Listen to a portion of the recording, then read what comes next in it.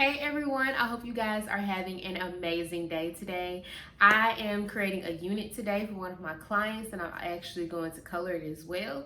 So I just wanted to record the process because I know some people ask like how I do it and they would just like to see like how it's made.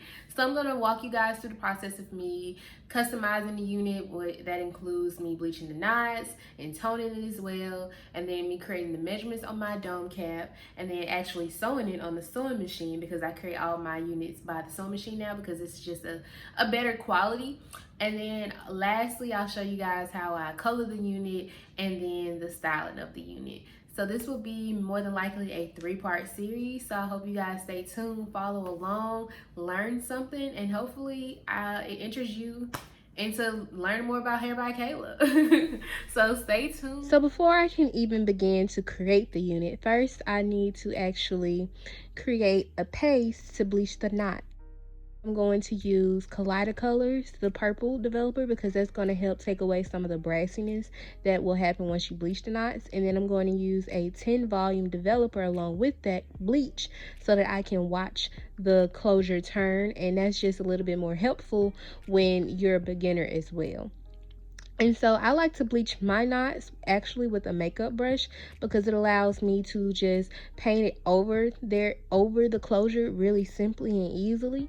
And so that's what I'll be using. And so I'm going to really just mix it up now to get a pancake mixture because that'll make it easier for me to avoid any of the bleach bleeding through the closure and actually over bleaching the hair. So now I'm going to apply the bleach across the closure with the foundation brush that I mentioned earlier, smoothly and evenly, because I want to make sure that I get every single knot that is on this closure.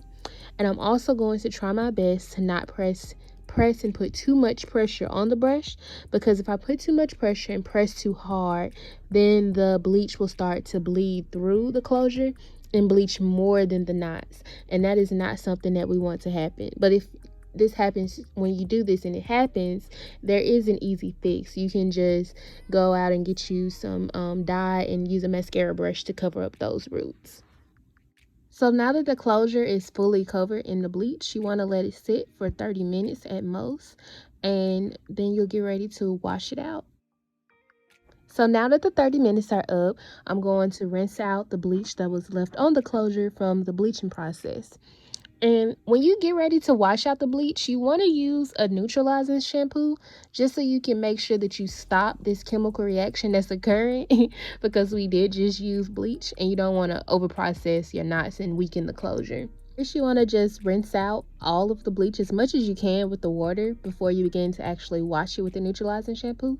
So as you can see here, I'm just trying to rinse out all of the bleach that I see, and then I'm going to use the neutralizing shampoo and just really get a nice foam going on the closure. And try your best not to rub the closure where the actual hair is. You want to rub and clean the closure on the back side where the lace is showing so that you're not disturbing the actual knots and the cuticles of the hair on the closure.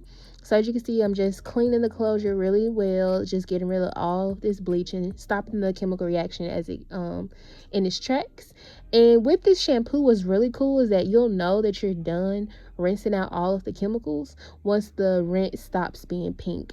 As long as the suds are pink, then you know there's some chemical residue left in your hair. But once it's clean and clear and just looking like regular water and foam, you know you've rinsed it all out.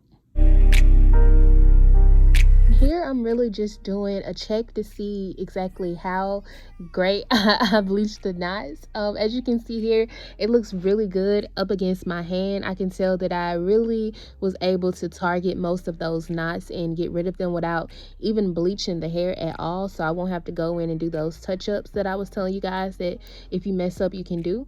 So that's a really good sign that you bleached it well. And I would have to credit me not over bleaching the closure to me using the foundation brush. That's really a key, ladies.